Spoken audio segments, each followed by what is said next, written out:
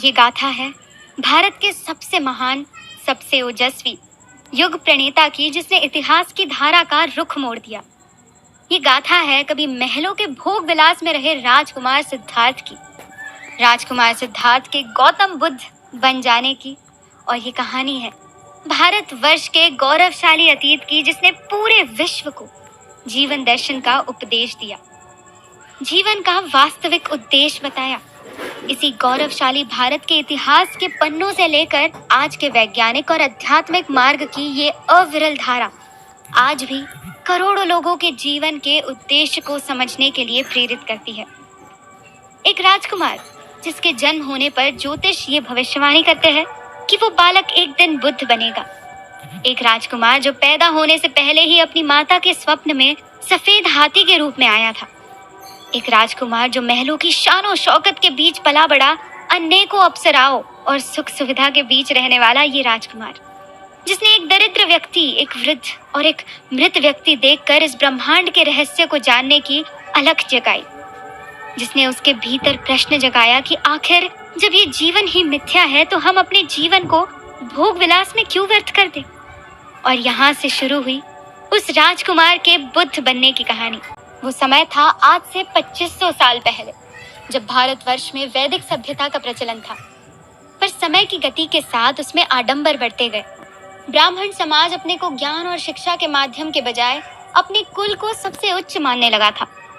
उसके अनुसार जीवन मुक्ति के लिए दो ही मार्ग हो सकते थे, या तो खाना पीना सब छोड़कर व्यक्ति कठोर तप करे और जीवन से संन्यास ग्रहण कर ले, या फिर कर्म कांड के मार्ग से जीवन से मुक्ति पाकर स्वर्ग की ओर प्रस्थान करे, जिसे हम सीधी भाषा में अतिरेकों का समय कह सकते हैं, यानी हर व्यवस्था का एक्सट्रीम फॉर्म था।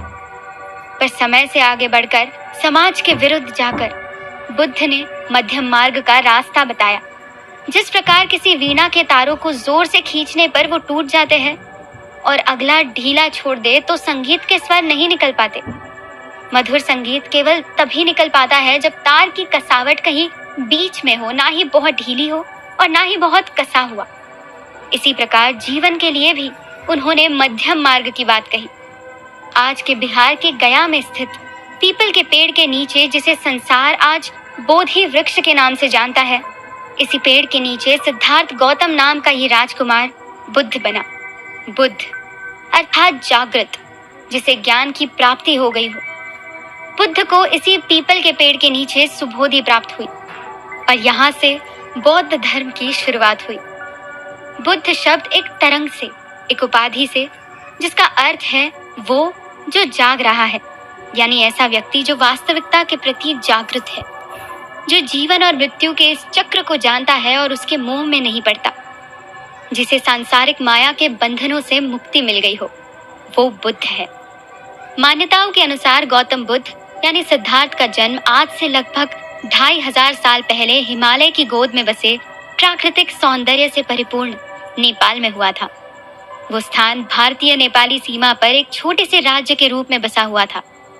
बुद्ध के जन्म के दिन को बौद्ध देशों में वेसाक दिवस के रूप में मनाया जाता है। उनके पिता राजा शुद्धोदन गौतम के एक महान राजा होने की कामना करते हुए अपने पुत्र को धार्मिक शिक्षाओं या मानवीय पीड़ा के ज्ञान से बचाते थे। पर भाग्य का लिखा कौन बदल सकता है। जीवन के शुरुआती 29 वर्ष महलों के भोग विलास में बिताने के बाद एक दिन वे भ्रमण के लिए निकले।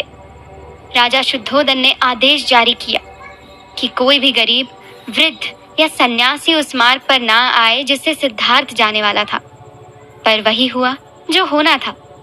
सिद्धार्थ ने एक वृद्ध व्यक्ति को देखा, सन्यासी देखा और उन्हें शारीरिक रूप में अपने से अलग पाया, जिससे उनके मन में ये प्रश्न जन्मा कि आखिर जब वो भी एक दिन वृद्ध, शरीर से निर्बल हो जाएंगे तो वो क्यों ना इस जीवन के उद्देश्य को खोजे। यानी जब एक दिन सभी को वृद्ध और निर्बल हो जाना है तो उन्हें जीवन के उद्देश्य की खोज करनी चाहिए और सत्य को जानने का प्रयास करना चाहिए। और फिर 29 वर्ष की आयु में गौतम ने घर छोड़ दिया, तपस्या और आत्म अनुशासन की जीवन शैली को अपनाया। लगातार 49 दिनों के ध्यान के बाद गौतम ने बिहार के बोध गया गांव में एक पीपल के पेड़ के नीचे बोधि प्राप्त की, जिस वृक्ष को बोधि वृक्ष के नाम से जानते हैं। इसके बाद बुद्ध ने अपना पहला उपदेश उत्तर प्रदेश के बनारस शहर के पास सारनाथ गांव में दिया था। इस घटना को धर्म चक्र प्रवर्तन के रूप में जाना जाता है। बुद्ध जीवन भर मध्यम मार्ग के संदेश को लोगों को देते रहे और उनके व्याख्यानों में बड़ी भीड़ जुटी रहती थी और अंततः 80 वर्ष की आयु में उन्होंने अपनी देह का त्याग कर दिया। ये समय 483 ईसा पूर्व का था और उनके देहांत का स्थान उत्तर प्रदेश के कुशीनगर नामक स्थान था। इस घटना को महापरिनिर्वाण के नाम से जाना जाता है। आज पूरे विश्व का चौथा सबसे बड़ा धर्म बौद्ध धर्म है, जिसके 52 करोड़ से अधिक अनुयायी है। ये सभी गौतम बुद्ध की शिक्षाओं के अनुसार अपना जीवन बिताते हैं। इसमें भी 2 प्रकार के अनुयायी हैं। पहले अनुयायी थेरवाद को मानने वाले हैं, जो सबसे पुरानी मान्यता पर आधारित है, और दूसरे महायान बुद्धिज्म को मानने वाले हैं, जो मुख्य तौर से भारत में रहते हैं, जिसमें बुद्ध की अर्ली टीचिंग्स के साथ ही वर्तमान में वज्रयान यानी कि तंत्र विद्या को भी बुद्धिज्म का हिस्सा माना गया है।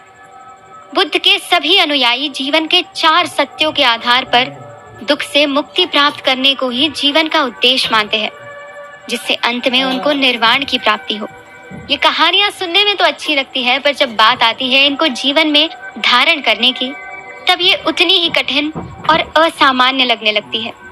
समाज से हटकर अकेले रहना किसी भी व्यक्ति के लिए आसान नहीं होता, और फिर समाज की धारा को मोड़ देना मानो युगों में ही एक बार होता है।